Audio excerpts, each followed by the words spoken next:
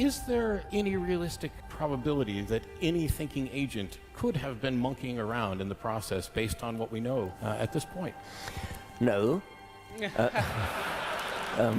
are an awful lot of people who think they can simply dismiss evolution because it's the theory of chance. Well, any fool can see it can't possibly be a theory of chance.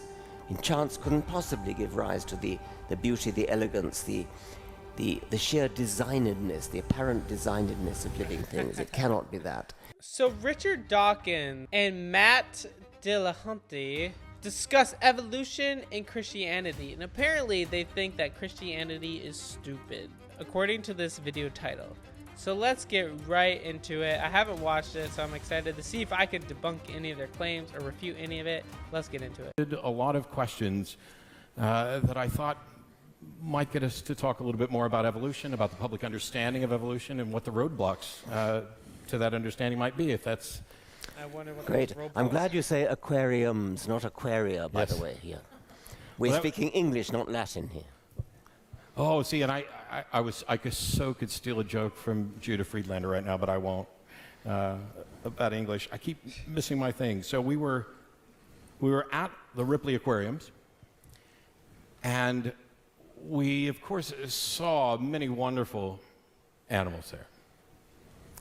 And that, for my wife and I, prompts a discussion about what we used to believe, or whether or not, because I can't recall if I always accepted. I know I was taught about evolution in school, but I can't recall if I always accepted it. It seemed to always be colored with this idea that there was a God in there monkeying around somewhere.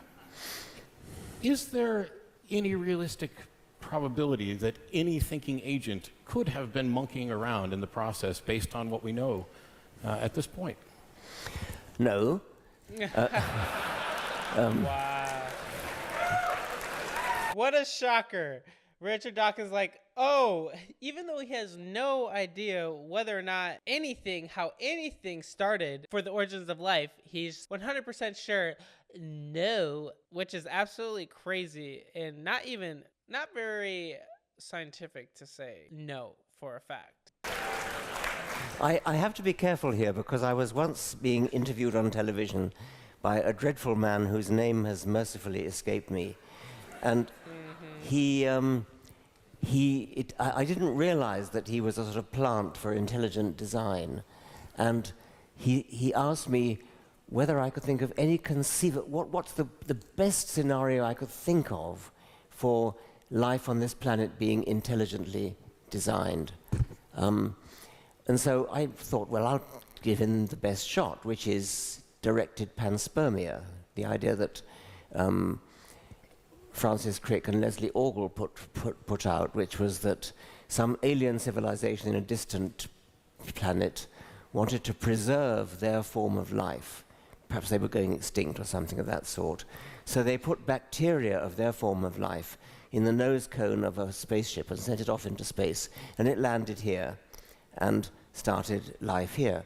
Now, I said, of course, I don't for a moment believe that, but you've asked me what's the best possibility for life to be designed in this by... That's absolutely crazy that he'll say, oh, aliens could definitely exist, but God could never exist. Why?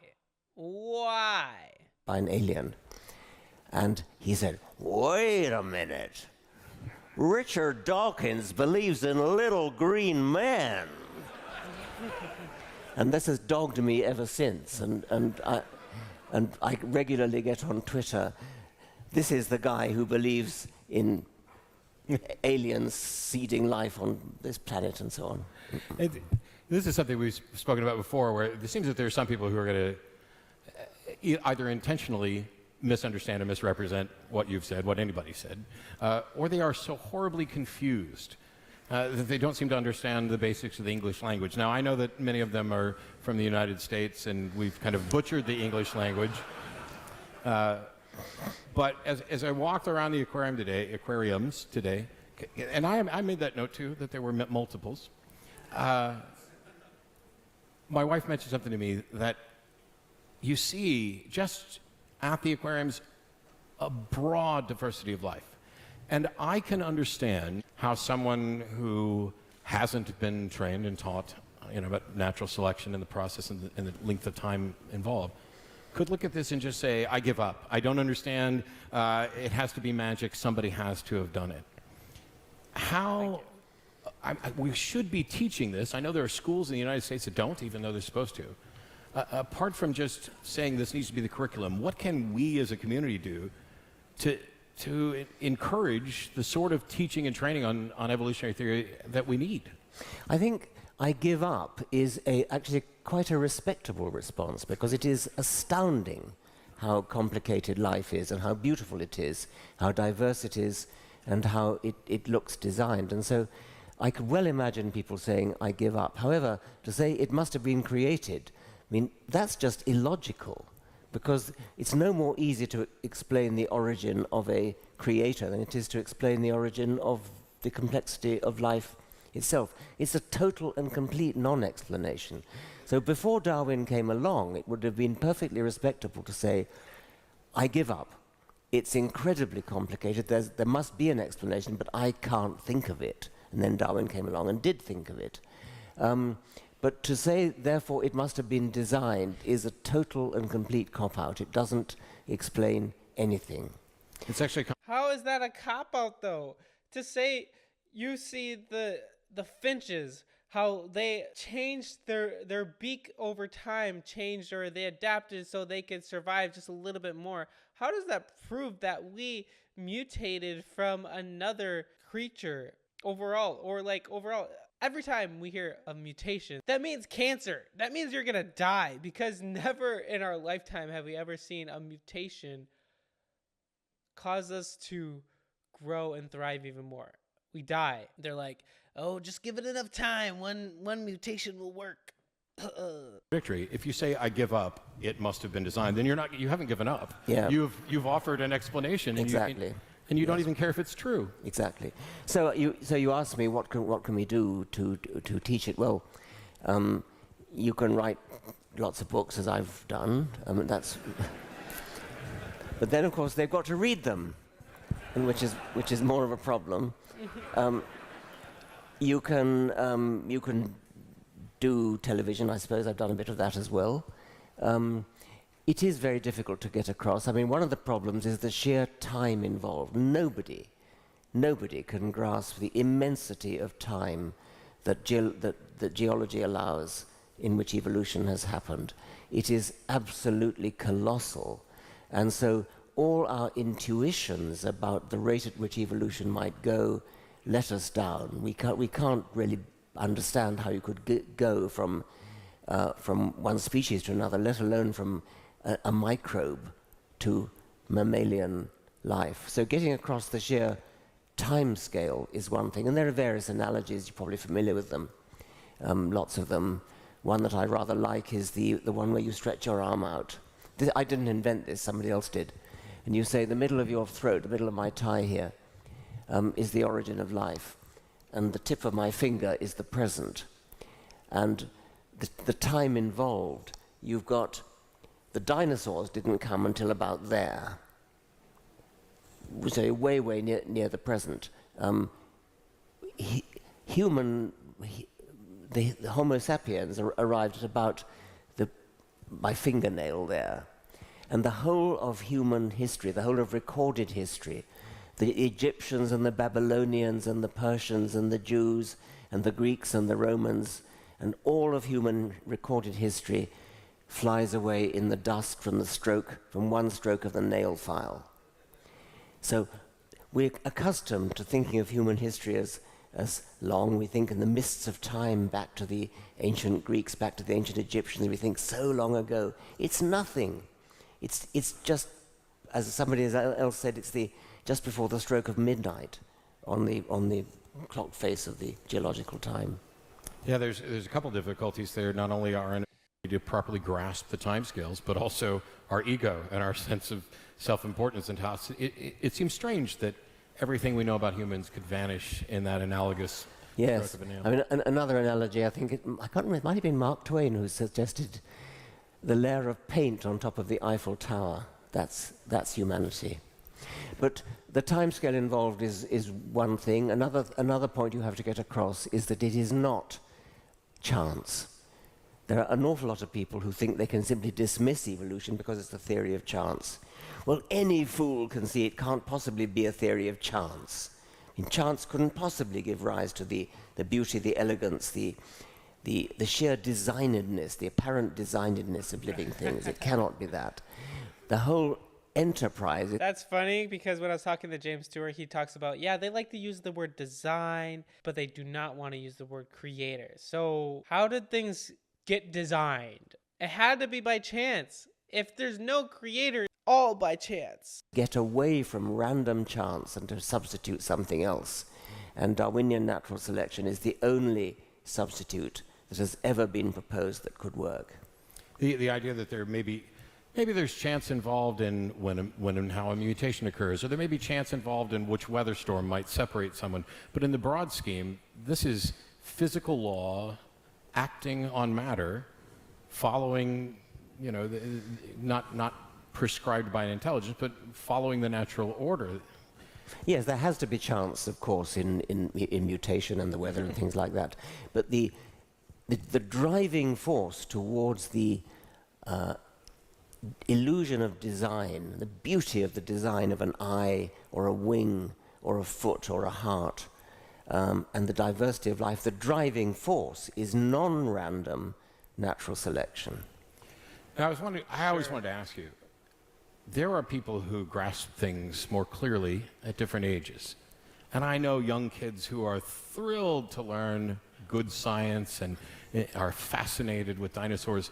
And Darwinian natural selection just makes sense to them. It's like the first time you hear it, it's, well, of course that's the case.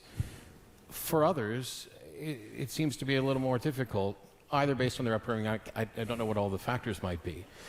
But when you see a fish that is demonstrating amphibian-like qualities, it's coming up onto land and it has flippers that are close to fin, there are people, or close to feet, there are people who would look at that and say, wow, I get it, I get how this... Yeah. And there are others, like one of my wife's relatives, looked at an example of that. One of my relatives would do this too, so I'm not just beating up on her family. But she looked at this and she said, isn't it wonderful what God can create? Yeah. Those fish are lovely because they're doing much more recently. They've re-evolved what our ancient ancestors did in the Devonian era. And so they come out of the water, they walk around, they jump, they even climb trees. It's wonderful to see these fish. They have various names like frogfish and things like that. But I always just presume that you, as a young boy, just immediately got this. No, I didn't. I think it was my father who first explained natural selection to me, and I understood it, but I didn't think it was a big enough theory to account for the elegance of life. It was only later that I apprehended that. And it's going to be a different answer for everybody, but do you know what it was that made the change in you from, okay, that's interesting, I don't quite get it, to, oh my gosh, this is a profound statement that people aren't grasping? I don't remember that, but it is a profound statement, and it has to be in a way because it took so long for humanity to get it. I mean, it took till the middle of the 19th century, and I've always been baffled by why, in a way, people like Newton and Hume and Aristotle didn't get it, because it is actually a very simple idea. It's not like relativity or quantum theory. It's so crazy that he's like, I don't understand why Aristotle or Newton never got it. Maybe because it's not right. Maybe because they believe in a creator, someone who designed them and gave them purpose. It's so funny how they seem so sure, and they laugh at someone else who seems so sure about something different, but they have no proof. It's not profoundly difficult, but it's, I suppose, profoundly counterintuitive.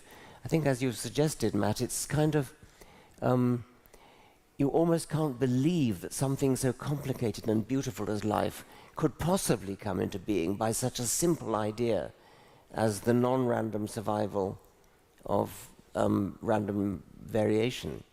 So I think that may be why it took until the middle of the 19th century for Darwin and Wallace independently to get it. And I expect they had resistance to it when they first thought of it.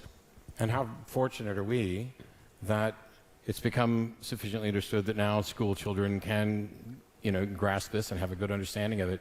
I think one of the reasons it seems so strange to me, I agree with you, that it seems like someone should have thought of this earlier, because we had domesticated animals, we domesticated crops, Yes. we had been doing the things that nature does. Exactly, and this was one of the main points Darwin made. Darwin used domesticated animals as his sort of introductory argument.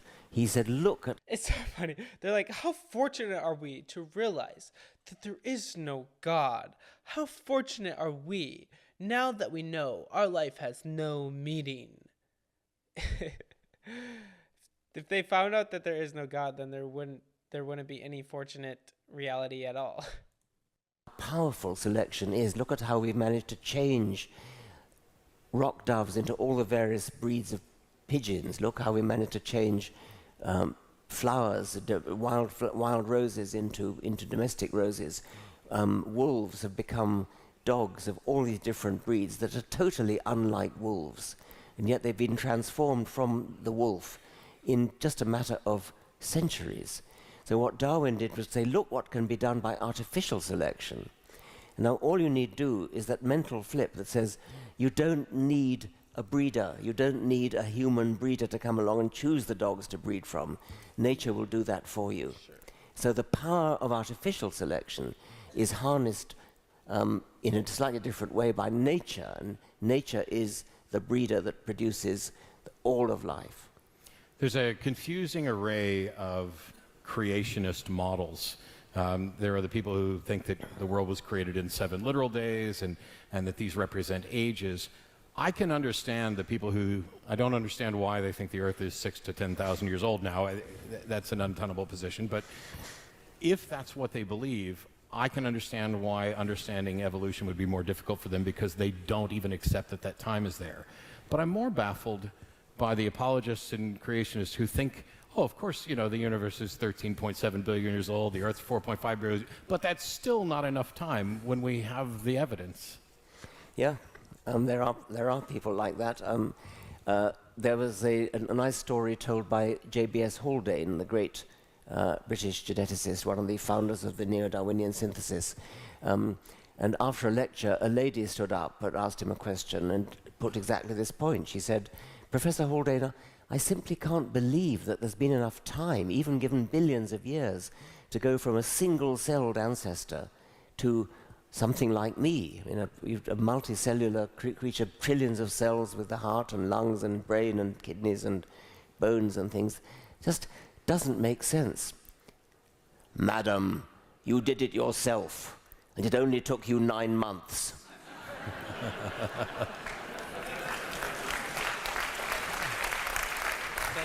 To which, of course, she could have retorted, yes, but that in that 9 months the process was supervised by DNA, or she would have called it genes in those days. And that, of course, is correct. And what evolution does, what natural selection does, is to choose those genes that supervise the embryological process that does that amazing trick in 9 months. Maybe it's because God designed us and gave us purpose and put everything in the order so that a baby can grow and thrive inside a mother's womb, so that we can procreate, recreate, and be a flourishing society. Maybe that's why. But it's crazy. Lots of people believe in this, even though they don't have any proof for it. Matthew 5:17, do not think that I have come to abolish the law of the prophets. I have not come to abolish them, but to fulfill them. That's crazy. I encourage you all to just know that there is evidence for a creator. There is evidence for a God who loves you, who's given you design and purpose. And even they say that there is design. Even they say that there has to be some type of design. It wasn't an accident, even though they just assume that everything's by chance. But they say it's not by chance, because then that would be crazy. But with God, all things are possible. And if you want to go down the atheist route, you just have to admit, if you believe there's no God, life is meaningless. But if there is a God, then you do have purpose and meaning. All right, guys, thank you so much for watching. Please like this video and subscribe. Love and appreciate you all. Yes, love and appreciate you all. Please click the link in the description. It will help you decide to follow Jesus for the first time and walk you right through it. It will be the best decision of your entire life. Anyway, guys, thank you so much for watching, and love you all.